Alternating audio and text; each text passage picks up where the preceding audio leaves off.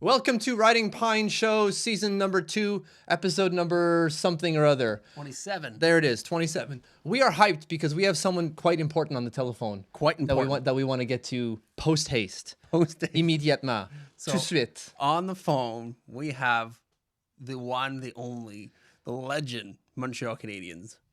We have Kris Knuckles Nilan. How you doing, my friend? I'm doing good. What's happening there, Johnny boy? Really good. Really good. To interview a defenseman, huh, John? He starts off with that. Yes. Look out, there's buses hitting people already. Yes. I knew you were going to throw me under the bus. Oh, man. I know you so well already because my dad grew up watching you, and you were his favorite, absolute favorite. And I know all the stories. I know Knuckles is the baddest ass around. Is what it is. Well, yeah. Growing up in that era, I guess your dad growing up watching hockey when hockey was real hockey. What we're seeing now, it was a different game for sure, and in a lot of NHL cities, the guys who happen to do all the fighting were pretty popular. Other than all the goal scorers and the guys who tiptoe through the tulips. The tough guys were pretty much adored in whatever city they played in. Amazing. Nice.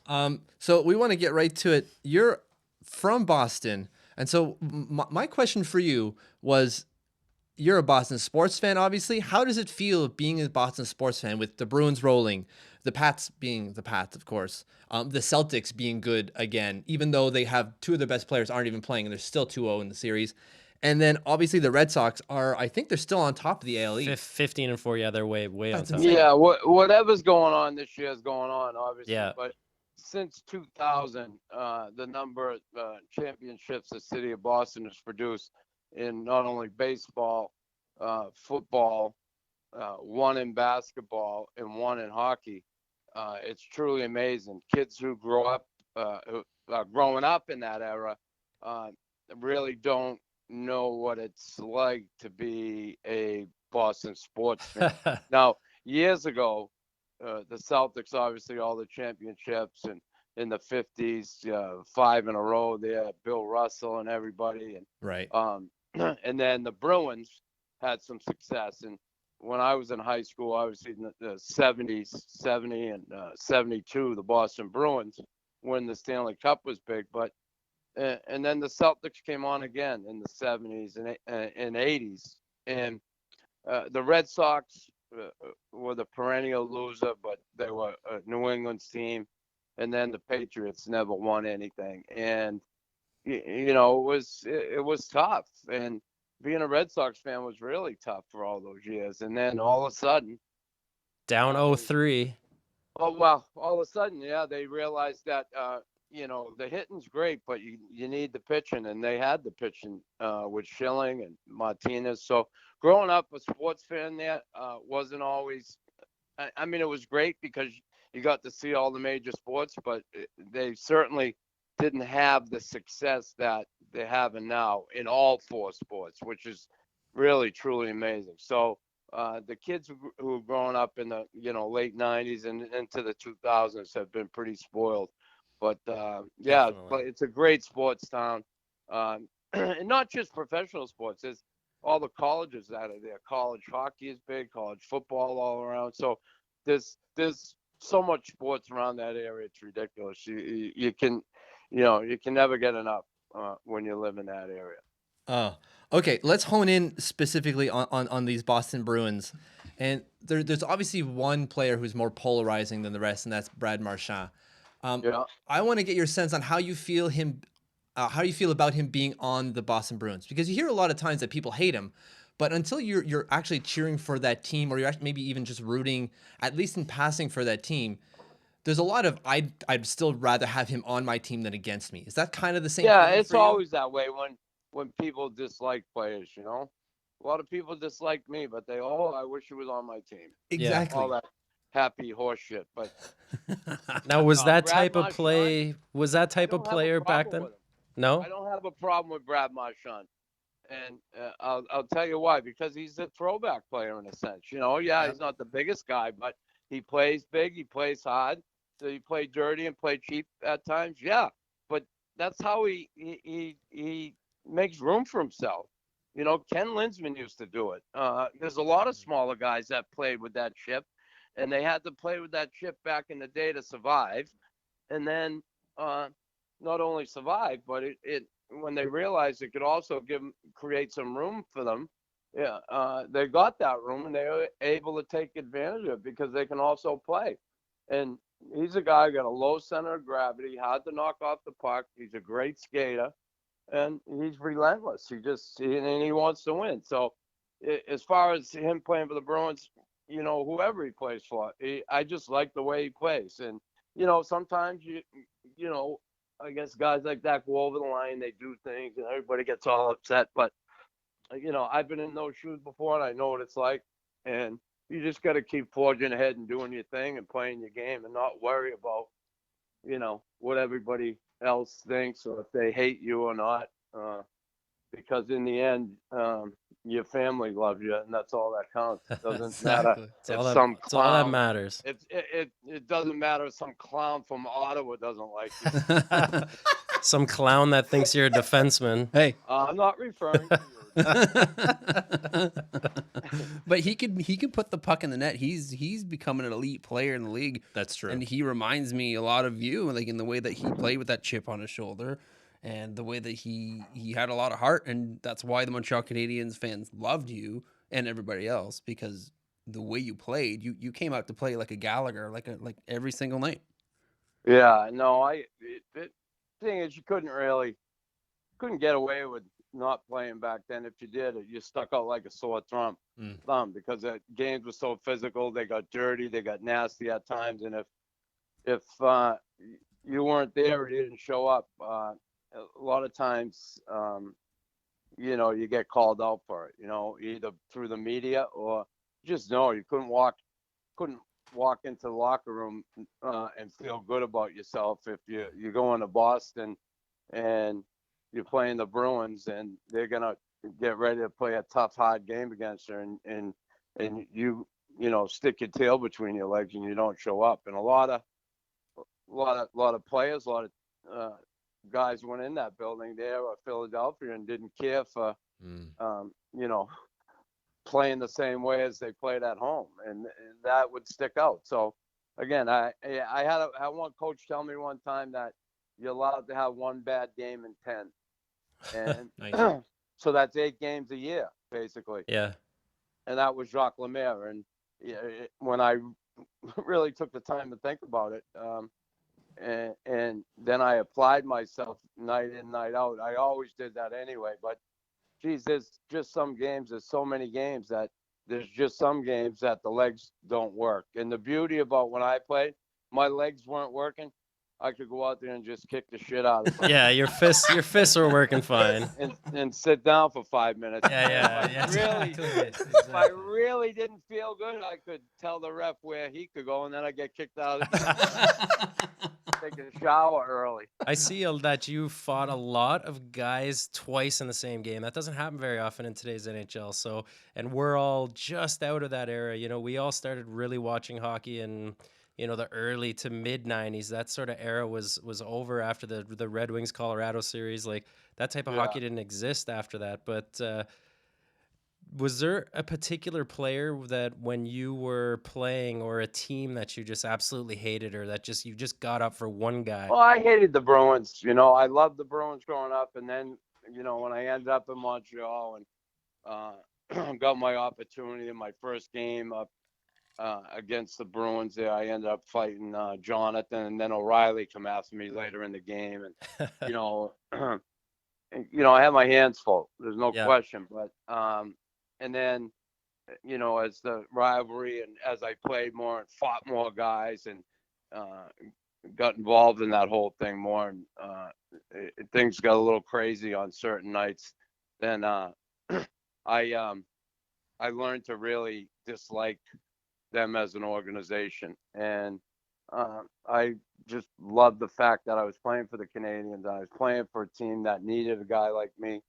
and not only needed a guy like me, but they just didn't want me to be that fighter. They wanted me to be more than a fighter. They loved that I did that job, but they wanted me to be a hockey player too, and they sure as hell worked with me day in and day out to do that. And then they put me in a position to succeed, and I know I certainly did that. I was a full-time player. I turned myself into a full-time NHLer, where I'd be honest with you, I couldn't do that job if I was sitting on the bench all night. It just, that'd be tough. So it was a hell of a lot easier to do, knowing that after I had my fight, I was going to be able to play, or my 2 fights. I was going to get back on there's the a ice. lot of 2 fights.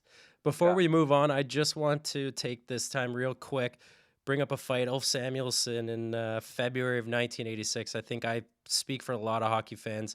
It says here that you won that fight, and everybody hated that guy. So I think I speak for everyone when I say thank you for that one, because I would love to give him one. Whatever. Listen, I try to win all my fights. I wasn't so much scared of anybody. I was scared of losing a fight. Yeah. I didn't want to lose a fight. And to be honest with you, if, there were nights that I lost fights that I didn't look like I lost. I looked like I might have done all right, or I hung in there. If you clear-cut lose, if you get knocked out, you get your nose put all over your face. Sometimes it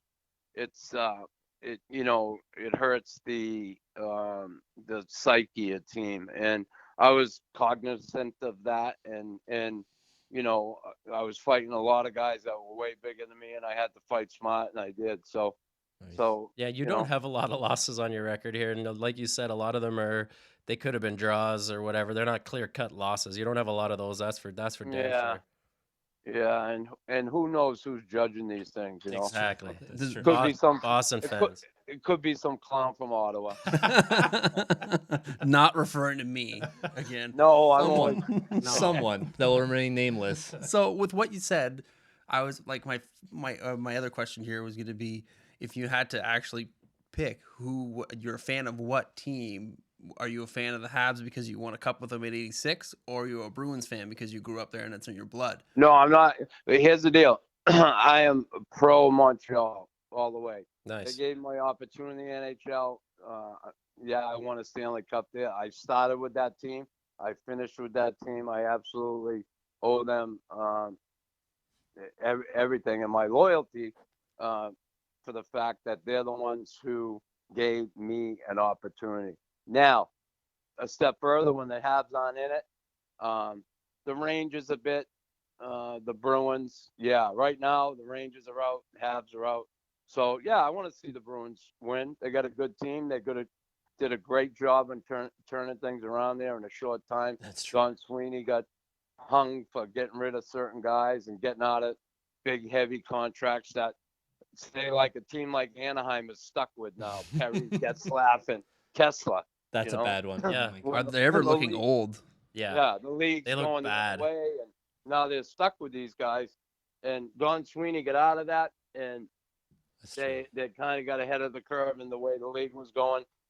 Unlike some teams, unlike the team right here, has a lot of issues, and one of them being not having sentiment. So Yeah. but regardless, I still like to see the Habs do well. The Molsons own the team now, and Mr. Molson, Jeff's dad owned it when I was here, and they were great owners. They were great people to work for, and for me, I'm a Habs fan through and through. Perfect. So I think we'll get you here. We'll get you out of here on this. On these Boston Bruins, do they have what it takes to win the Stanley Cup, you think? All they need is that one clown from Ottawa. Put him over the hump. I'm on a bus right now. Here's the deal. I think they could go deep, but I still think they might be. They're not there yet, but they're getting close. And I think Big Z-Man, as good as he's playing for his age, I think he might ultimately kind of cost them in a game here and there. And I don't know if that's a good thing, but I happen to think Tampa Bay, top to bottom, is probably other than Pittsburgh, Yeah, can't count probably out Pittsburgh. one of the teams should come out of the East. And you know, I gotta tell you, Winnipeg looks good in the West, and you know, Vegas, of course. That's why I got the plane. I can't wait to see the Nashville Winnipeg series. I just hope they that's gonna be wild.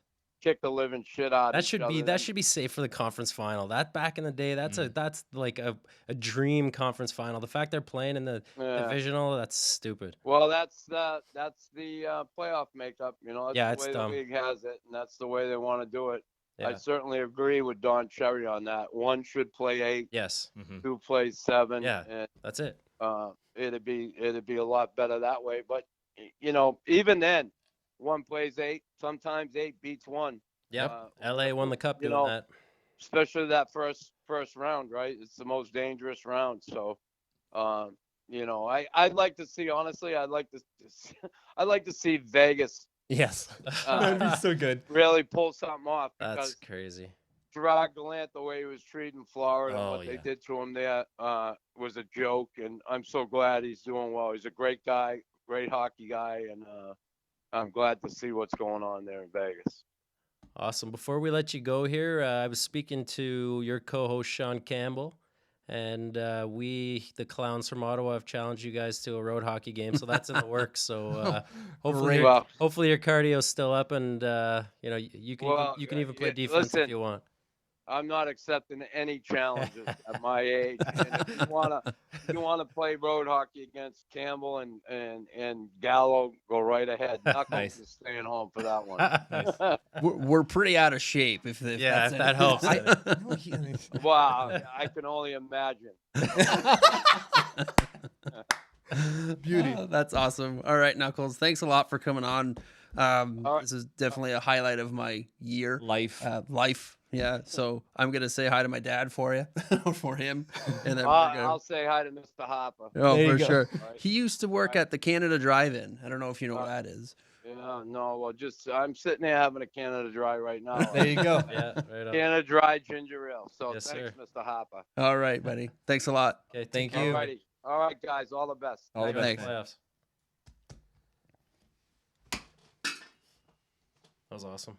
That was good. Yeah. We need to cheers to that. Yeah. Being chirped by Knuckles multiple times. The clown from Ottawa, is that? I think that's what he's got you in on his phone with. Although maybe not. He called you Harper. He knows your name. He does. Yeah, but the clown from Ottawa. But I'll remember being chirped by him for a long time. That might just stick. Yeah, that's gonna. I'm gonna call myself the clown. That one might just stick. I think that'll stick. The clown from Ottawa. Wow. How do you feel? What cloud are you? 8, 9, 10, or 11? It's almost like talking to your idol. It is. That is exactly. That's what happened. Like I had my jersey stolen out of my car, and I was a wreck, and it was a Knuckles, number 12, number 30 jersey. We got to get him a Knuckles Nilan jersey now. And, I felt so, and now I got to talk to this guy, and next step is I got to meet him. So I want to meet you. Well, sir. we're gonna be going to Montreal this summer, potentially to get a 3-on-3 tourney and get our butts whooped. Yes. We can drop the A word. Nyland did it 4 times. I don't see him having to pay Ryan for anything. I wasn't going to restrict him. Yeah. Well, I still have to pay you. That's fine. But who's gonna go and ask him for that money? Brian it's his money. Go for it, Brian. Who's gonna ask Knuckles to restrict himself? No. I'm gonna give him full range. You say whatever you want on my show, friend. Oh, thank you, Knuckles. That was great though. That unreal. Was awesome. That was our first segment. We now move on to the second portion of the show, where we call what we call our 5-minute major. I'm not in on this, am I? No, it's me and Darcy. You have a role to play. Yes. All right. So, God, Jesus, I'm gonna going to keep keep the this. rules not only to the people listening and watching, but to the people here physically. It's insane. I understand Knuckles was on the phone, but you got to get back here, buddy. I know. I got to come down from whatever cloud you're on. Oh, man, okay, so 5-minute major is our little segment that we like to do where we get to debate a topic between 2 of us. As you can see, there are 3 of us. That means that last person is a judge. And this week, it is Darcy against myself, and Harper's the judge. So how this works is that we, independent of Harper, come up with a topic. We then have 5 minutes between the 2 of us, so 2.5 minutes each, to discuss that and make our point to convince Harper of our own point. I said that incorrectly. And I'm completely unbiased. Well, that's why we don't tell him. So he can form his own opinion. Yes. He has no idea what we're going to talk about. Do you want to reveal the topic? Sure. All right. In light of the Nazem Kadri suspension and his hit, Mitch and I started talking. Who currently in the NHL is a bigger rat? And we came up with Nazem Kadri or Brad Marchand. Who and why? Don't make up your mind just yet. Bigger rat. Yeah. So do you want to start? Well, let me get a timer up here. The timer. So I'm on the Brad Marchand side. Right. It is tough. This one is tough. And I'm pro Kadri. He is, well. I'm not pro Kadri, I guess, but I'm on side pro Kadri. On side pro. Whoa, cancel, jeez. Okay, are we ready to go? Wait, who's going first? Rock, paper, scissors? Up to you. No, Okay. you choose. Well, who went first last week? Doesn't matter. Rock, paper, scissors. Doesn't matter. Wait. So 1, 2, 3, and then on go we reveal. My wife always has a hard time with this. Okay. Roche, 1, papier, 2, ciseaux. 3, go. Okay, you go. Well, you get to choose. You can go first. Okay. I'm starting the timer. We have And go. 5 minutes total. So I'm supposed to make the case that Nazem Kadri is the biggest rat between him and Brad Marchand. And I think it's pretty easy to make. While Brad Marchand steals the headlines for being a cheap player, for hitting people below the belt, or for... Are you listening to me? Oh, I'm listening. Unbelievable. I am listening. For all the times that he's done something improper or suspendable or devious or just downright nasty, I don't think that necessarily counts as a rat, because he's not helping his team. He's not being the root cause of the success of the team. Yes, he gets under your skin, but he still gets suspended at the end of the day. Great, he's not on the ice. Who cares? Do you know what Nazem Kadri does? He gets under people's skins and they take penalties. So the Toronto Maple Leafs get more chances to win games because of Nazem Kadri. Now I understand that Brad Marchand has more points, but that's a point getter's argument. And that's not an argument being pro-rat. So you can't use that. Thank you very much. The argument that I'm making is that Nazem Kadri is a benefit to his team in his rattiness. His rattiness gives an extra dimension to the Toronto Maple Leafs that Brad Marchand's rattiness doesn't. Because again, Brad Marchand gets suspended all the time. Brad Marchand of the Boston Bruins gets suspended all the time. The Boston Bruins don't win more because of Brad Marchand's rattiness. The Boston Bruins win more because Brad Marchand is an elite goal scorer or point getter. The Toronto Maple Leafs, Nazem Kadri, is a success for the team and a bigger rat because he helps them in a dimension that they need, where he draws penalties. And I think that's my time. I have about 20 seconds left. That's okay. I can see the Sing rest us a of my song. time. No, okay. Not singing. This is it. I don't have to use your extra 20 seconds. I'll go my 2.5 minutes right now. Okay. And the reason Brad Marchand is the bigger rat is because of the suspensions. I mean, that's what makes him. I made that clear already. That's what makes him the bigger rat. His history, his rap sheet, it speaks for itself. 5 games for elbowing Marcus Johansson. He's got another 2 game for elbowing Umberger. He's got another 2 for slew footing. Yep. Keep going. The list is longer than that. The list is very long. He's been suspended over 7 times, which is. But you're just describing a dirty player, not describing a ratty player. Yeah, that is the definition of rat. Is it? Yes. I think definition for rat is a rodent, but I don't know. So every year the players, they're polled and a bunch of questions. And the biggest one is, who is the dirtiest player to play against? Is that an NHLPA poll? Because I doubt it. They ask the players. Who's they? One of the hockey news. Great. Ken Campbell's asking people questions. Awesome. Google. So, anyways, Brad Marchand 2 years in a row was tied. 1 year, he was all by himself at 23% of the league. The players said 23% of them that he's the dirtiest player to play against. He was tied 1 year with 23% with Zach Ronaldo. Where's Zach Ronaldo right now? He's bouncing around from AHL. He's not even an NHL player anymore. But that doesn't make him a rat if he's not in the NHL. That just makes him a bad hockey player. Zach Ronaldo was dirty, not a rat. The reason that... Sure, okay. So as much as I hate to admit it, Brad Marchand is a superstar, and that's what, for me, makes him more ratty as well, the way that he plays. He reminds me kind of like a Matt Cook in a sense, where he would never answer to anything, but Matt Cook didn't have the skill that Brad Marchand had. But Claude Lemieux had skill. Claude Lemieux showed up in the playoffs. But that's what I'm talking about. You can equate him to Claude Lemieux. I'm making a point for you. You're welcome. No, I'm saying he's more like Matt Cook, but more skilled. Claude Lemieux was Different. Good. Different. Okay, sure. Anyway, he's not in my argument. You made that argument. Yeah, I'm just trying to waste your time, really. You are wasting my time. You got a minute. Okay, good. So Brad Marchand since 2010 has only been in 11 fights. A guy that runs around, plays like that, has only dropped the gloves 11 times, a lot of times with guys that are not fighters, because he's a rat. Because he doesn't go around actually trying to fight people. He doesn't back up the way he plays. He's the bigger rat by far. Kadri, you know what? It's a good argument because It's a he's great argument. in the same ballpark. But Yeah, that's why when this it was comes, hard. When it comes down to it, Brad Marchand in the NHL is the king of the rats. I don't believe you whatsoever. A rat king is just a mess of rats, by He's the a way. rat king. A rat king is just a No, mess no, of rats. I didn't say he was a rat king. I said Oh, he's like the king. Ninja Turtle king of rats. He's the king of like rats. the Ninja Turtles. Yeah, he's the appointed king. Okay. Yes. They voted him. He is Splinter. The NHL Whoa, voted him. whoa. Splinter is not the head rat. Splinter is the head rat. He's the coolest rat. He is the coolest rat. Is Brad Marchand cool? All right. Well, Okay, where are you going with this? good sirs. Yeah, I don't feel This was a confident tough here. one because I feel like I was a little bit biased 5 minutes are up. because I formed my own opinion as soon as you. Well, said yeah, it. there's no way that you wouldn't. Like I lean to one. That's to like one saying side you right see away. a sign on the street and you don't read it. No, obviously you read it right away. I do believe that Nazem Kadri is a rat, and he is one of those. I like where he this is going. right.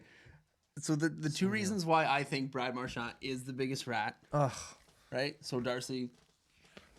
I had like a whole psychological argument as well. Like not Didn't a work. psychological argument, like a strategy. Didn't work. I was gonna say Boston Bruins so many times that you would just associate Brad Marchand with the Bruins and you would just not vote for him. You're like, I can't, in good conscience, as a Habs fan, vote for something that's Bruins, That's know if that's you- clever. and it didn't work. So But it I wasn't was that wondering clever. why you were I'm saying I'm it so actually many not times. that smart. I'm like Homer Simpson. There's nothing going on. I was. There's like a little monkey. Like this. When you're talking, I'm doodling. I think honestly what did help my argument was Mitch busted you right off the bat not paying attention to that. So Are you're you like- texting? you're looking through your videos or something on your phone, like just not paying attention. So that helped me a lot. We're gonna have to splice that Homer Simpson at the top there, superimpose him like. Yeah. When he says, Marge, I'm giving you my full undivided attention, and literally there's a monkey like picking food. He's just like doing things.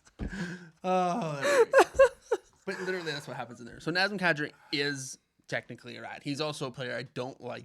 Brad Marchand, if you listen to their 2 interviews with Nazem Kadri about his hit on whoever it was, excuses after excuses. He didn't think it was wrong. It wasn't that bad.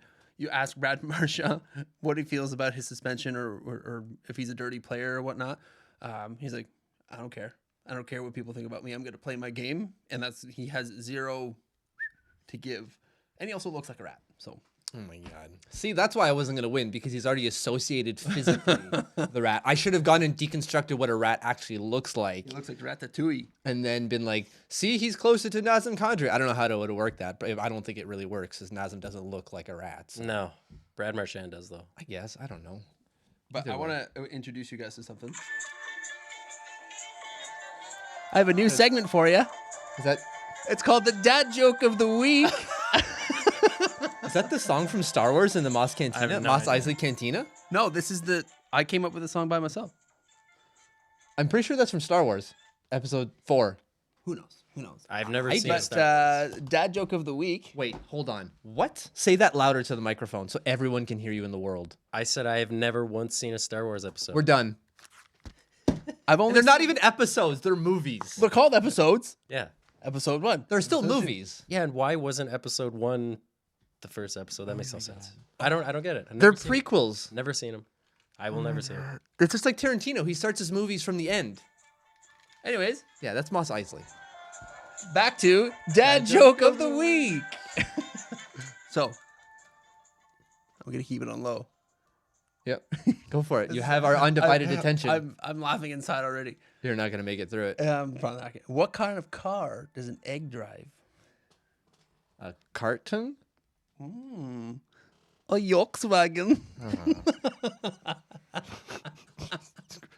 That's brutal. That's so bad. Oh, that's Is that why the dad jokes videos keep popping up on our YouTube? thing? Yes, I'm storing my mind. Okay. This is what I do in my car on my off time. Listen to dad jokes. That's pretty good. I have another one.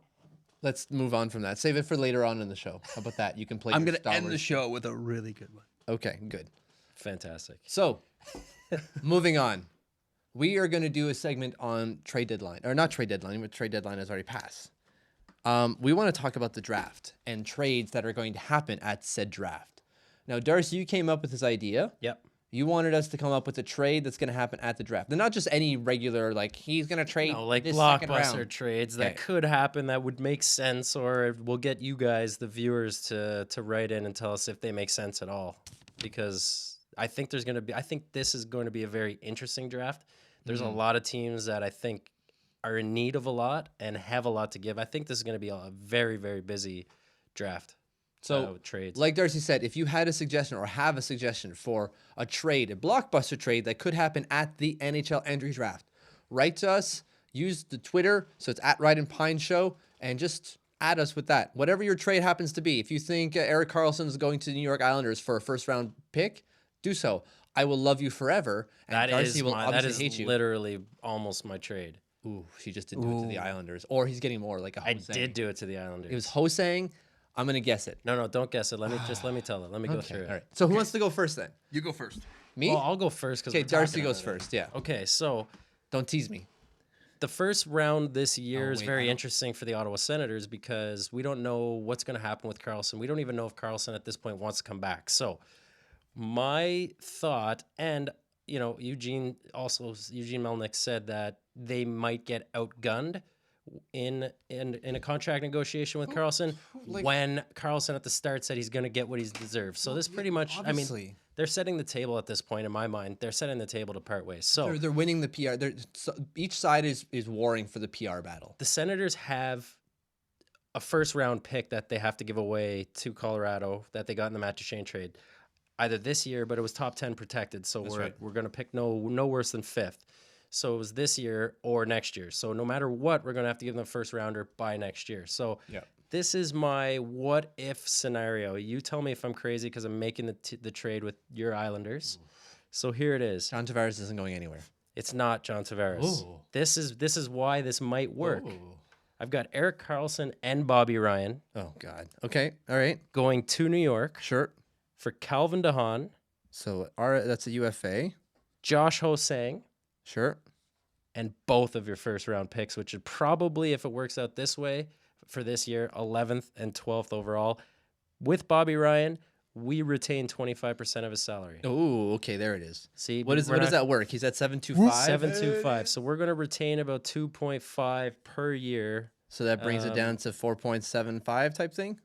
No, it's not 2.5. Sorry, it's like 1.3 or something. But anyways, yeah, it brings it down to about So like five and change. Yeah, they did it with enough.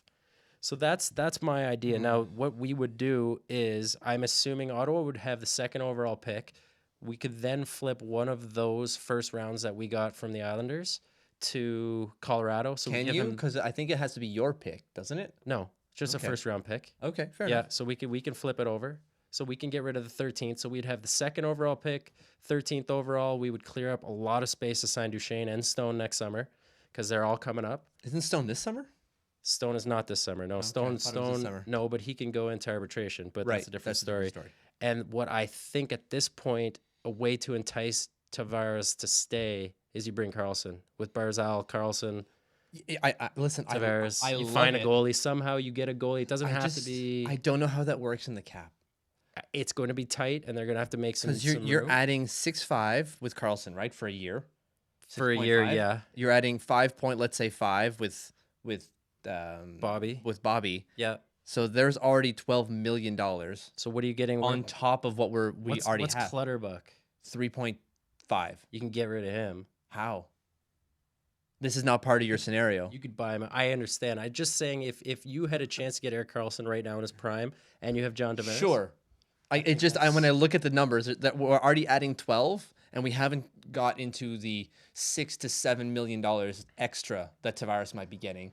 We also haven't talked about any other of the UFAs or RFAs that they have going on, like Brock Nelson, right? Like that's Those a are lot. those, and that's where you're open to at that point open Not that I to want to listening. keep Brock Nelson. No, still. but you're open to listening at that point because you're going to have to get rid of some of those guys. Oh, yeah, easily. And if I'm So- bringing in Carlson to do so, and I can keep Tavares, sure, I try to move hell and high water. Yeah. Easily. You try anyways. That's a what if. I didn't go into the exact specifics with the cap room and who you'd have to dump and all that sort of stuff. That's just a trade for the Ottawa perspective that if it could make sense and that could maybe work with the Islanders if they could make it work. If Snow was able to find a way to clear up that space and Yeah, well, Snow's not even in charge of the Tavares negotiations right now, so I don't know what he's doing. wow. It's the owners. That's Scott Malkin is taking care of the negotiations, essentially. I think Garth is just going to be the figurehead that signs the deal or gives him the piece of paper. okay. But anyways. Interesting. Harp, do you want to go through with yours? Oh, You said you had a good one, so I'm I really got a good excited. one. I don't have a great one. I have a good one, but and this is all depending on. mine isn't flashy. It's just practical. Mine is blockbuster. Okay. Okay. All right. So this is depending on where the Montreal Canadiens and the Arizona Coyotes pick where they're going to draft. Where the Right. So the ping at pong worst balls were. right now, Montreal can draft what, 7? 7th, Okay. And at Right. worst, the Coyotes is 4th. 4th. Okay. So let's no, say 5th No, or 6th. 6th. Yeah. Yeah. Coyotes 3 right now, right? so it right, all yes. depend. Depending on where it happens. So let's say the Coyotes get first overall. Okay. They're not going to let go of that. No. Obviously, never going to let go of that. Doesn't matter who you have.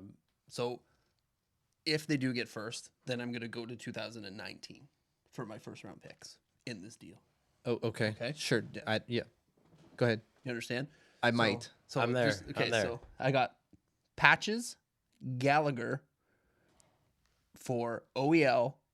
So it's speaking names that people that aren't Okay, so following. Max Pacioretty Yes. and Brendan Gallagher Yeah. and the 2018 first round pick Are going where? to Arizona Okay. in exchange for Oliver Ekman-Larsson, Okay. Max Domi, and their 2018 First round pick. first round pick. So you're swapping first rounds. Swapping and you're first round doing- picks, and I'm giving like you a for like. 30 goal scorer plus a guy that has more heart than Well, another Muhammad 30 Ali goal scorer. But you're trading Gallagher for Domi at this point? and their first round pick. No, you're But swapping giving first your rounds. first round pick too. Exactly. So that's depending on where they land. So 1 for 1. So obviously the Although- big piece in this is Oliver Ekman-Larsson. Yeah. Yeah, because That's he's the going to big play piece. right next to Shea Weber. Yeah. Obviously. And then you just have to go and get yourself something else. But can you get rid of the goal scoring from Pacioretty at this point? You guys couldn't score any goals, and you just Like shipped out Domi's 60 goals. not Drouin, Doan, or Domi. None of those guys are coming up and filling those goals. So you're gonna have to find somebody. That's where you hope Tavares comes over. In exactly. This is the Your caveat. hands off my man. The caveat is in the back of my mind. They are signing this guy Right. because they're going to have at that point like probably 40 one million. of the best decors in the league after that. And then they have Tavares. Nashville's got something to say on that. Yeah. No, let's see. One of. But that's my. I don't know. Is it PlayStation approved? I'll try it later. That's the test for validity. PlayStation approved. I feel like Or Clayton Keller. I think. Oh no, he's untouchable. Yeah, he's not going nowhere. I think Oliver Ekman-Larsson could go. I think Montreal might have to give up one more piece. Something, and it might not have to be groundbreaking, but Do you think? I don't think so. They're giving up 60 goals in that trade. Pacioretty and Gallagher put up 31 this year? Gallagher. I forgot Gallagher. Gallagher got 30 goals this year. Pacioretty only had 20. For Oliver Ekman-Larsson and Domi. Oliver, he's That's a big loss up front. It, for it Montreal. depends on, like you said, it depends on where those first round picks lie, because then that's where you get to play with value. Obviously, if you're trading a 4 and 5 overall, It's not much, right? it's not much. That the bigger the I'd almost difference is ask. much. I'd almost ask for, or I would almost ask for another first round pick in return. Not with that. Not with Oliver Ekman-Larsson. No, you're Well, not. that's a blue chip defenseman. Like They'll still get maybe, traded. maybe who knows, right? Like it's possible. We could have all sat here 2 years ago and said like, "Hey, I'm going to trade Taylor Hall for Adam Larson," and we Yeah. would have laughed you out of the room. Yeah. But it happened. Yeah. Yeah. So like maybe, but I doubt it. But like, good call. I don't know. Spitballing here. Yeah. We got to do something, boys. You definitely have to do something. That's true. And I kind of hate that. I just think you got to keep Gallagher for that guy's just think such so. a. yeah, he's probably going to be the captain next year. He's such a heart guy. Pacioretty's gone. That What is about- blockbuster though? What about Pacioretty, a second, and maybe a third for OEL, Would or you Patches have for OEL? Patrice Royal. They're That would never happen. 2 You would have to. years. You would be having that. Yeah, that's what I'm trying to add. Like, Yeah. because you don't want to get like the thing with Montreal. The only reason that Bergevin was even put in the job is the guy before him had nothing in the system because he kept trading first round picks. Yeah. Scott Gomez, didn't they lose the first round for that? Mm-hmm. Or at least they lost Ryan McDonough. Yep. So that's not a good thing. So and that's why Bergevin is there now. And if he's going to do the same thing that his predecessor was doing, well, he's going to be out real quick. He's already on the hot seat. Yeah, but they've given him next year, right? Right. The owner, Molson, was saying they're riding with him next year. Yep. Foxhole buddies. Foxhole buddies. Foxhole buddies. Okay, my trade is between the Tampa Bay Lightning and the Edmonton Oilers. Okay. Because the Tampa Bay Lightning have something that the Edmonton Oilers need. A defenseman. That's correct. Okay. Can you guess what defenseman I'm gonna Sergachev? No, You think he's McDonough. untouchable? I think so. McDonough? McD. It's McD. Yeah, yeah. McDonough's gone. They brought him in for a year to make that cup run. They might try to keep him because I think he's at the end of his rope, right, in terms of contract. I could see him getting moved. Yeah. So I think they move him to Edmonton for a first and Kailer Yamamoto. A first round. A first round pick from the Edmonton Oilers and Kailer Yamamoto. And the first round would be 2019. Whatever, I just wrote first round. But yeah, let's say 2019. So you got to figure Edmonton's going to Edmonton, have a bounce back season if they get, you know, if Talbot gets back on track and if you've got McDonough in the lineup there, you figure that first round is is no longer a less. lottery pick. Oh, no. Yeah. No, it's going to be probably a Your playoff team. 20s, yeah. Because there's no shortage of talent on that team. And They Ryan just had a bad McDonough, year. is he a UFA at the end of this year? Do you know? I forget. You can pull it up quicker than I can, probably. I'll pull it up. I just don't remember if he's What are you watching, bud? Anime. Nice, good old ads. Pop-ups. So it's just he's right-handed, if I'm not mistaken. He's the type of D that they need on the top pair, clearly, because he can not only protect the blue line, but he can also put up points, which is important for them. Because Larson protects the blue line, he just doesn't put up any points. He also doesn't generate any shots, which Ryan McDonough does. Maybe not in spades, but he does certainly a heck of a lot more than Adam Larson does, or anyone else on the team, except for maybe Oscar Klefbom. So the way I look at it, I think that's that deal that they need to make. He's going to be surplus to requirements. He's got a year left. Yeah, he's got one more year left, and that's a good cap hit, 4.7. He's got a no trade. How old is he? Modified. Donna's only about 27, 28, my guess. He's not old. 29? 28 years old. 28? That's old for a defenseman. No, he's still in his peak at 28. Yeah. I don't find he's not a huge offensive guy. No, he'll He's put a up like shutdown. maybe 40 points in a good year, which is great for Edmonton, right? But he's also solid on the back end. So he's giving you that maybe 30, 40 points, but he's also maybe not bleeding a ton of goals like they've been doing all year. Yeah. So he's a huge upgrade for them. They got to tighten it up over there. And if they're going to give up like a promising, they got to give up something. They got a promising forward in Kailer Yamamoto, who's small, who fits right in the Tampa Bay model. Yeah, no kidding. And they give him all the first 100 round. and Yamamoto, you know Yamamoto's going to go out next year and Sit with Kucherov and put up 80 points. Yeah, exactly. He's going to win a Calder Trophy next year. Yeah. But And you know what? I think that trade makes a lot of sense to me. Like that's the trade that could actually happen. maybe. We'll see. I don't know how the cap works out because obviously the Edmonton Oilers have that huge McDavid contract coming up next year. But they're not going to do any moves. Draisaitl. They're not going to do any moves until after the draft. No. But this is at the draft. At the draft. Okay. This is at not the draft lottery, but the draft. Yeah, well, that's Yeah. after you know what position you're picking. Yeah, because And the you- draft lottery is in 10 days, not even 9 days. Ooh, let's be fun, boys. Yes, Next sir. Saturday. Next Saturday. So that's my trade. Ryan McDonough to the Edmonton Oilers for Kailer Yamamoto and the Edmonton Oilers first round pick in either 2018 or 19. I like it. Well, no, 2019. Sorry, because 18 it's just too good of a pick. They're not going to want to give that up. Yeah, no, they won't. They'll have to get JT Miller back for that. So, I like it. Well, perfect. Good. Do we want to go on to our next segment? Yes. Mid-roll. Thank you to our sponsor, Yes. Bo's All Natural Brewing Company, and I'm not gonna try and say all your goo goo gaga whatever you say. What are you, Queen? Radio Gaga, or Radio Goo. That's not clear. But we're drinking song. a lug tread out of a can. Yeah, it's Queen. Is it? Yeah. Oh yeah. Oh we. Come on now. Yeah. Unbelievable. Family run. Bo's, I'm employee trying to owned, do you a solid here, and we're debating. It's Queen. It is. We'll have to play it later. Yeah, we will. Bo's All That'll Natural be, Brewing that'll be our Company. outro. Also, follow us on YouTube. Yes. Subscribe to the YouTube channel. We are a growing presence on the YouTube community because we put all of our segments out there. We also do a little bit of extra stuff out there, like putting our faces through ice windshields. That was That pretty was funny. That was awesome. Yo, Canada love that. Yeah, That was Canada good. did love that. Well, yeah, it was They good. ate that up. Yeah. They did. If you didn't see it, go watch it. It's on our YouTube channel, Ride and Pine Show. I'll put it at the end there, right here. Perfect. Right there. Right in there. Right there. Anyways, let's move on to a game we like to call Stanley Stumpers. Yes. Moving on. And the reason we do Stanley Stumpers is because the man here to my left, probably your right, depending on how you're watching. I don't know why you'd be watching from behind me. Anyways, that'd be creepy. There's nothing back there. I think. It's your house. There's no cameras there, right? Sometimes. Oh, God. Anyways, the reason we do this is because Darcy over here has encyclopedic knowledge on Stanley Cup champions from 1970 onwards. He says he can go earlier, but he's trying to be modest, I think. So what we do is one of us, either Harper or I, will list off a number of clues, 1 through 6, and they get easier as you go. And the point of it is that these clues reveal a Stanley Cup champion. And one of these two guys, the two guys playing, so not the guy reading, have to tell me who the winner is of the team and the year they won the Stanley Cup.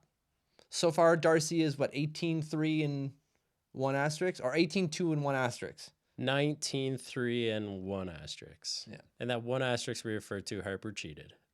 We're 99.9% sure. We don't have it fully out on record yet. Maybe but we need this Fellas. behind us to... Fellas, if you're ever questioned, deny, deny, deny. Yeah, okay. plead the 5th. But we're not in America.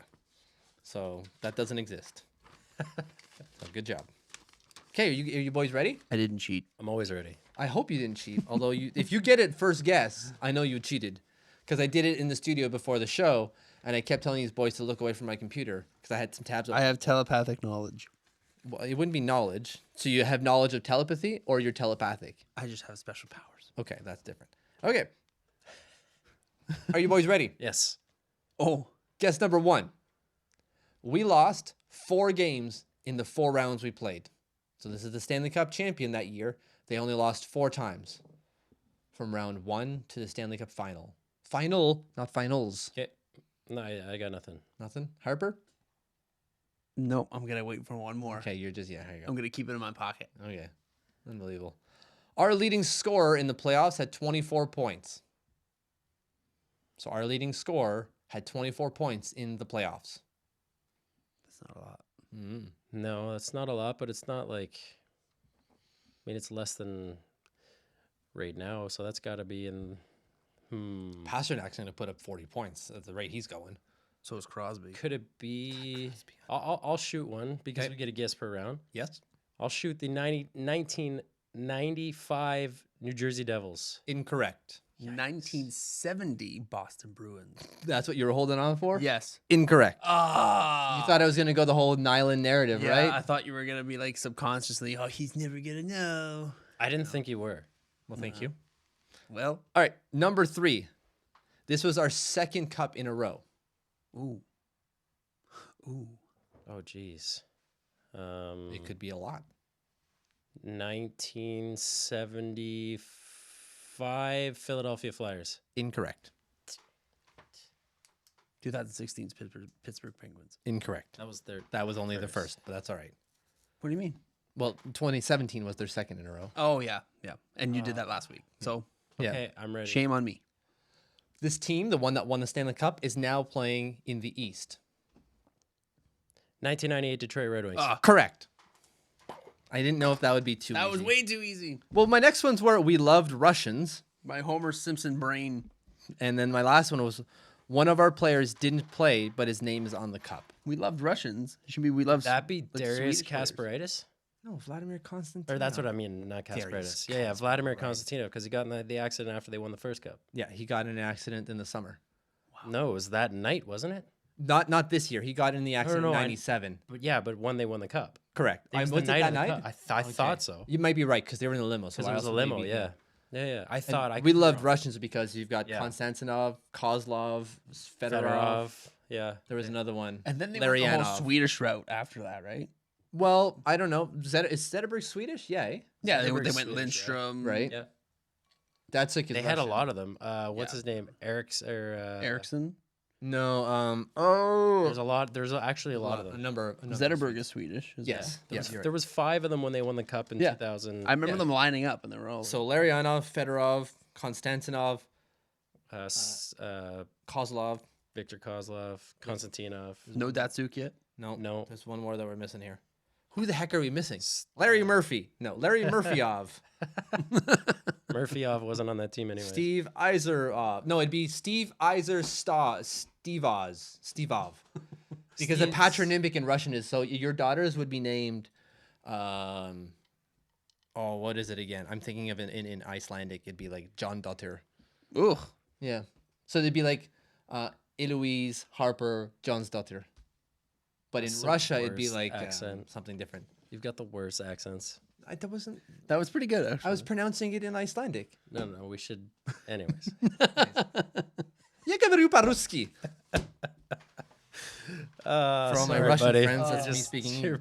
You're just brutal at accents. I am brutal accent. Okay, moving on to something What do we got? else.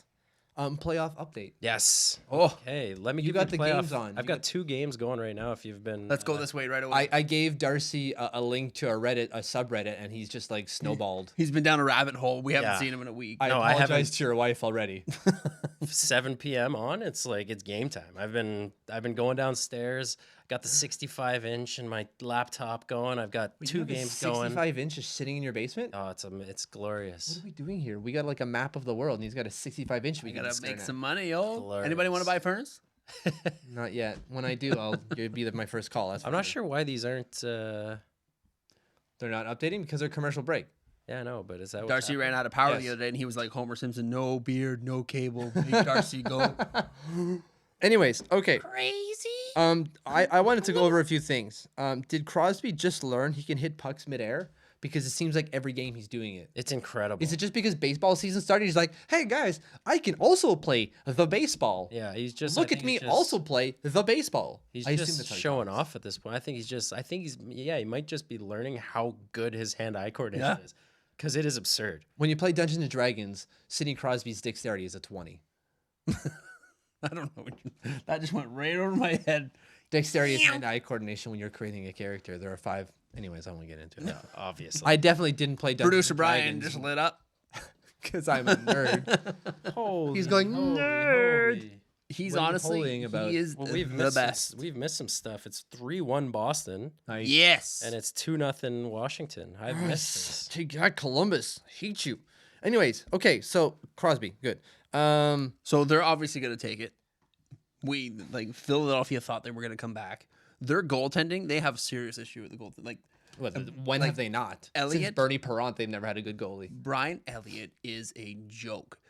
And we talked about this last year. He's a bona fide backup, and so is Mrazek. Like, I think Mrazek is better Yes. than Elliott. But Elliott and Mrazek together are just awful. God awful. Especially in the playoffs. But it was just, I don't know. They need to address that this summer if they want to do anything. Philadelphia's And been that's goaltending been- graveyard for years. Yeah, how many years has that been their, even having Michael Leighton carry them and like, Although they Leighton, had Sergei Bobrovsky, right? but wasn't Leighton at the, was he the one that took them to the cup? Was it Michael Leighton? Yeah, It was. yeah, on the cup run. Ilya might be right. Brizgalov is just sitting at home clicking his... Yeah. Yeah. I will play, but I don't like bears. Yeah. So I play and come. You call me and I come play. I will have my thermos. Good news. I am not playing. I sit on bench. So bad. I love That's this. what he said. Yeah. Oh, you're referring to the accent. I am Gabariu Paruski. I speak Russian. Okay, Boston. Are they romping the East? Are they going to destroy the East? Because they're like, sure, Toronto won a game, but they did it at home. So if they win, who are they going to play next? They would play Tampa or New Jersey. So Tampa's up 3-1. Technically, So Boston. they're going to play Tampa. Yeah, That's going to be a hell of a series as well. I agree. I don't think they're going to romp the East. I'm going to stick with my pick. Tampa Bay Lightning's winning the cup, but Boston and Pittsburgh are super scary. Oh, Like, yeah. that's going to be really, really tough for that to actually for Tampa to actually come out of the East, because Boston is really good. Really good. Toronto's not bad. Toronto's a good team. They played really well. They didn't play well game 1 or 2. They brought it. I watched the first period tonight. They've been bringing it. I don't know what happened in the second when Boston. Obviously, a scored the meltdown two. of some sorts. And Boston only gets better in the third period. But what's up with Bergeron? So he's out. is this long term? Is this day to day? We don't know anything about day to it. day at this point, isn't it? Yeah. They only announced it 15 minutes before the game when he didn't take warm up. Well, that's of when they course found out. they're not going to. They're not going to tell us anything. I know, but that could be. But the nail in the coffin for this series, The Boston Toronto series, is the Nazem Kadri suspension. Say what you want about Nazem Kadri. It's something you can It's something you can look back on with 2020 vision and say, yeah, Kadri could have possibly cost them. Yeah. like Draymond Green stupid in the decision. series against the Cleveland Cavaliers 2 years ago. Yeah, they were up 3-1. And then he took a dumb technical. I think it was a technical that got him ejected, and he missed a game because of it. Because he punched someone in the nuts, right? No, it was the Whoa. the kick, wasn't it? Right. Fake. So what he did is he went for like a jump back, and then he kicked his leg out, hitting someone right in the nuts. I mean, I don't know if that's going to be the actual reason. I mean, some fans will probably look to that and say A yes, lot of that's people why, say but it, yeah. I don't agree. I think Anderson's looked very shaky. Almost nervous. Yeah, he's Almost been nervous. No, and that's exactly what he's been looking like. He's been very nervous. Which is odd. It's the second year of playoff hockey. I mean, that save, you guys saw that save, obviously. Great. That's fantastic. That is, but I mean, That's one to, save. To have that sort of flexibility is incredible, but to throw your stick out and it hit the stick, like Pasternak could have shot it anywhere. It's not like he put his stick in that exact spot. That was pretty lucky. Oh, it was an unbelievable save, and it's very cool to watch on the replay. Yeah. He was just tossing his That's stick. why we call them desperation save. But that goal that Chara scored from the short side there, I would have had. should not have gone in. No. He had this much space in between. Anybody could Krug scored a goal at the start of the game. Not Same very good. thing. Yeah. Yeah. So Not good. Okay, last one. The Golden Knights. Oh my. What's going on with them Golden Knights? So I have to mention something. I'm glad you brought them up. Thank you. I have a bet with a good buddy of the show, Ray. Kamish. The commish. Kamish. Raymond. Our bet, and I thought LA was going to win. I'm not going to lie. I watched all the Vegas games. I've watched every single game in this playoffs pretty much. Vegas looks really, really good. How about this? Jonathan Quick had a 1.55 goals against average and a 947 save percentage and got swept. If you ever told me that there was a 1.55 goals against average and a 947 for a series, I would have told you whoever that was swept the other team. Yeah, easily. Because And that is that's not what happened at all. unbelievably good. And he got swept. So, yeah, Vegas, Fleury looks really good. How long does it last, though? Because we saw that with Pittsburgh last year where Fleury was good in the playoffs, and then it went to petered Matt out by Murray. the third round. Do they have a Matt Murray? Is Subban the Murray? No. But anyways. Well, so who knows, right? They trotted out 5 or 6 different goalies, and they were great. to get back to my bet with Ray. Yes. Ray bet me that the Golden Knights would advance to the conference finals. And I said, he's crazy. Like I've been saying all year and been wrong. So the bet is, if the Golden Knights make the conference finals, I have to go out and find myself a Golden Knights jersey and wear it live on the podcast.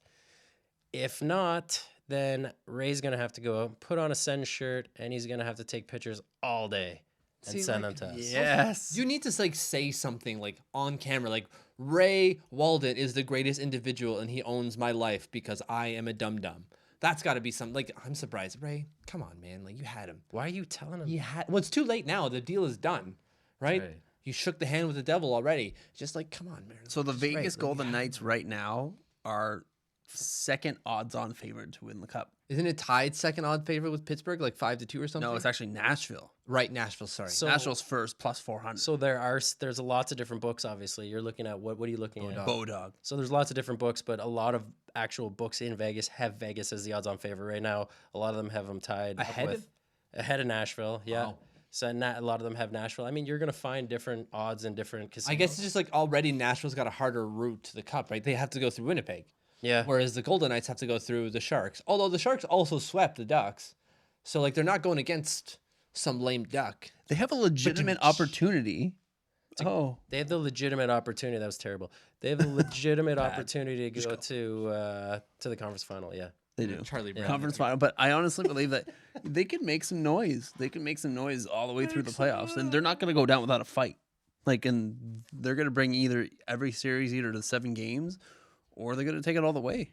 Like, They're fast. They're like so fast. Are they? Yeah. They made LA look like an AHL team. They But wear LA you is down. so slow. They wear you down. LA came out like guns a blazing in game 4, and I said, you know what? Like, LA, if they score in the first couple of minutes, they're gonna put their backs against the walls.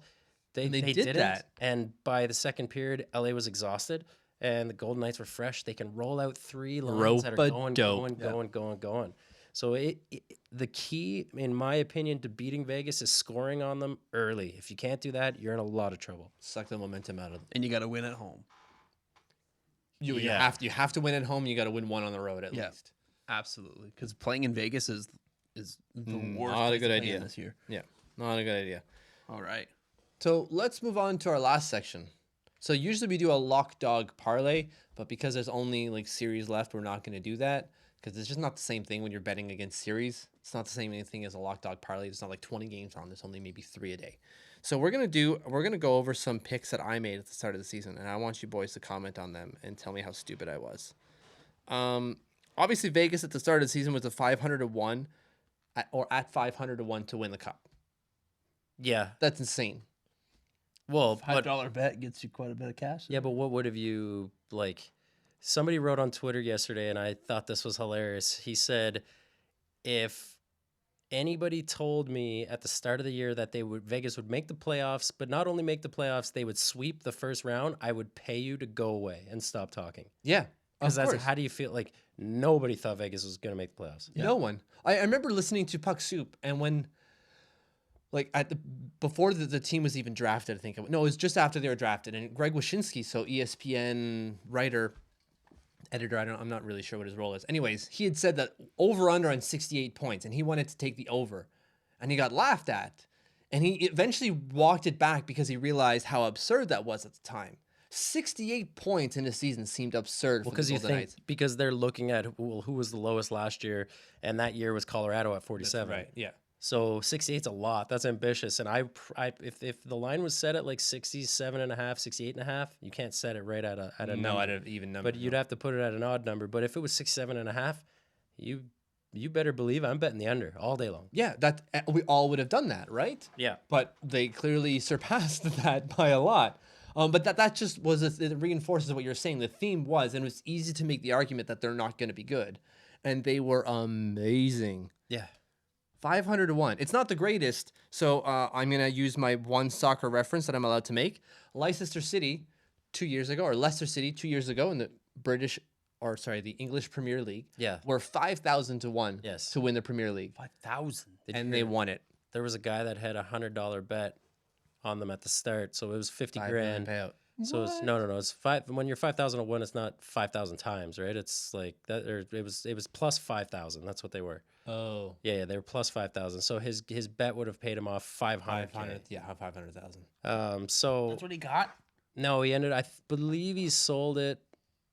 I think he sold his ticket back like 2 or 3 games left in the season. It looked like they might not win, so he got like 200,000 or something off his bet. Which is still, I take it. Chump change. He lost 300,000, but made 200 or 190,000 off of it, or 199. Anyways, so my picks, there's 2 that I want to speak of that I didn't think were going to be good. I have Dallas to win the Western Conference in the playoffs. How's that going? Pretty good. I'd have to check in. I'd have to check in on Radulov is in Russia. that 9-game losing streak in the most important time of the year didn't help. They did not win. They're not even in the playoffs, so obviously bad. And I have Washington winning the Eastern Conference. These are picks that I made at the start of the season. Actually, I don't hate that because you know Mitch, what? you have winning the Easter Conference. Yeah, I can't spell, obviously. I can't gamble and I can't spell. So, which is bad as a writer and a gambler, or I can't do either. Somebody said the other day too that going into Game 3 overtime, so all 3 games have gone into overtime against Columbus. Columbus obviously won the first 2 in Washington. Somebody said in Game 3, this is the most important game for them, obviously, going into this overtime right now. If they lose, they're going to get swept. If they win, they're going to win the cup. That's what one of the announcers was saying for Game 3 about the overtime, just how big that was for them. And I believe they're up 2-0 right now in the third period. Amazing. As we speak. The last 4 picks that I made were for winning their division. I had Toronto winning the division. Not bad. Was a good pick at the time. Didn't come through. I had Edmonton winning their division. At the time, seemed great. Like they were a good team the year before. A lot of people pick Edmonton to go really far in the playoffs. Exactly. And I think I picked them to get to the end at the beginning. Yeah, I don't know. And they did not fulfill on that. I also had the Dallas Stars winning their division. Yeah, That didn't work obviously. out. And I had the Pittsburgh Penguins winning their division, which didn't work out, but it was close. Doesn't really They got matter pretty at that close. point. Doesn't really matter. I think they've even gotten an easier opponent in no. Philly as they would have with Columbus. No, I know. I'm just, for myself, for betting purposes, it was not good. No. So you lost some money is what you're saying. I lost some monies. Lots of monies. 75 cents a bet. I just do want to bring Times up the 10. fact that my very first show here was week 2, I believe, and I said that the Toronto Maple Leafs were going to lose in the first round, and you guys were like, "What? Did you say that? crazy." Yes, I did. It's on tape. I don't know. I'll go back. I hate the Leafs. So. It's on. You know what? It's even if you guys are looking at home, it's on the. I think it's called "The Agent Has Landed" is the episode, and it's episode number 2. You can find it wherever you get your podcasts. Or we'll just send it to you if you can't find it. Download, rate. No, they got to find it because then they can download it and then they can rate us. That's right. Shameless plug. Nice. Shameless. Well, boys, that's all I have for today's show. Right on. Is there anything you guys have? No, that was. I'm just so. So we'll end the show here, right? Good. We don't have to hear another dad joke. Bye. Just so excited about playoffs. I just love playoffs. It's just So been good. so much fun. This first round this year has been on fire. Yeah, it's been excellent. Wife update. She is not happy No, same. because the Your wife? Yeah, because the Islanders were done, and she's like, "Great, the Islanders are done. I have you so no, there's a frequently." whole And I was like, segment. No. "Babe, whoa, hold Yeah. on. There's the playoffs." And she's Yeah. like, "Yeah, I know." And I was like, "Yeah, but there's hockey every night." She's like, "Yeah, but they're not the Islanders." I'll be back in June. Yeah, but pretty it's- much. It's kind of important hockey. There's nothing like playoff hockey, especially first round playoff hockey. It's the best. There's nothing like it. And I love Because overtime. It's every night. It's every night, and I was it's just. every game. I was getting so excited about that overtime I posted last night. Do you guys remember that game? I stayed up until 2:30 in the morning. What are you like? 2000. 2000. I was in grade 9. Keith Primo. Keith Primo, 5th overtime, 7.5 periods of hockey. Oh yeah. Okay. That I stayed up for. That's awesome. That was incredible. When I was in grade 9, I'd stay up. But now, no way. 10 o'clock, and I'm like, "Oh, it's about time I'm to the turn same. I'm the same, and I've been struggling through the third periods and in." overtimes. Sipping that coffee at 9 o'clock. I like- I'll I've been put my having my alarm on. Like I'll be watching the first period. I'll put an alarm on my phone, and I sleep through it. Really? Yeah. Yeah, You're so I'll just- tired. Or I'll just go to bed. Like it doesn't matter. But I'm lucky I met my wife when I did. I don't know if I told you this story. Yes. In 2004, lockout, like full lockout season. Yeah. Hockey. Met my wife. Oh no. She had no idea that I was a Habs fan. Oh no. Like it never came up. It didn't Here come comes up September once. in the preseason. She's like, "Oh, you watch hockey?" I was like, "Yeah." I watch a little hockey. All Don't worry. year, and then she sees how emotional I get, how angry I get. Oh man. It's a whole new doppelganger, John. So that's all we have for this week. Obviously, make sure to follow us. Not maybe just follow. Subscribe to the YouTube channel. It's Ride and Pine Show. Follow us on Twitter, Instagram, Facebook. It's all at Ride and Pine Show. Go to the website, rideandpineshow.com, and rate and review the show on iTunes. Thank you to Knuckles, Chris Yes. Knuckles. Thanks to Chris Nylan. Knuckles. And Oh my God. see you next week. Click Cheers. here.